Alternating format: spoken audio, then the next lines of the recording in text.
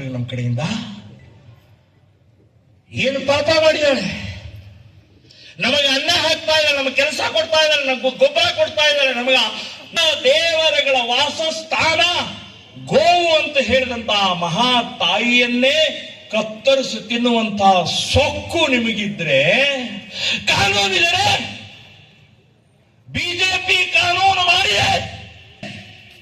ಆದ್ರೆ ನಿರಂತರವಾಗಿ ಇಲ್ಲಿಂದ ಕೇರಳಕ್ಕೆ ಹೋಗ್ತಾ ಇರುವಂತ ಹಸು ಗೋಮಾಂಸ ಇದು ಕಣ್ಣಿಗೆ ಕಾಣಿಸ್ತಾ ಇಲ್ಲ. ಆದ್ರೆ ಇನ್ನು ಮುಂದೆ ಕಾನೂನು ಕೈಗೆ ತೋಳದಲ್ಲ, ನಮ್ಮ ಗೋಮಾತೆಯ ರಕ್ಷಣೆ ನಮ್ಮ ಹೊಣೆ, ನಮ್ಮ ಜವಾಬ್ದಾರಿ ಇದೆ.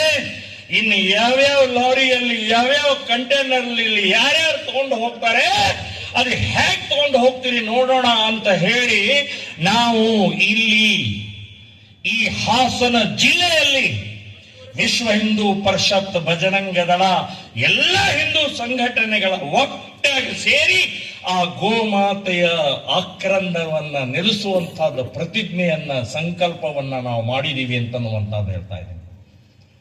ಜೈಲಿಗೆ ಹಾಕ್ತೀರಿ ಹಾಕಿ, ಕೇಸ್ ಹಾಕ್ತೀರಿ ಹಾಕಿ, ಲಾಠಿ ಹೊಡಿತೀರಿ ಹೊಡಿರಿ, ಏನ್ ಬೇಕಾದ್ರೂ ಮಾಡಿ. ಆದ್ರೆ ಗೋಮಾತೆಯನ್ನು ನಾವು ರಕ್ಷಣೆ ಮಾಡೋರು, ಆ ತಾಯಿ, ಮಹಾ ತಾಯಿ ನಮ್ಮನ್ನ ರಕ್ಷಣೆ ಮಾಡ್ತಾ ಇದೆ. ನಮ್ಮ ಕೃಷಿ, ನಮಗೆ ಕೃಷಿ ಬೇಕಾದಂತಹ ಆ ಆಧಾರ ಸ್ತಂಭ ಆದಂತಹ ಮಹಾ ತಾಯಿಯನ್ನು ರಕ್ಷಣೆ ಮಾಡುವಂತಹ ಜವಾಬ್ದಾರಿ ನಮ್ದು.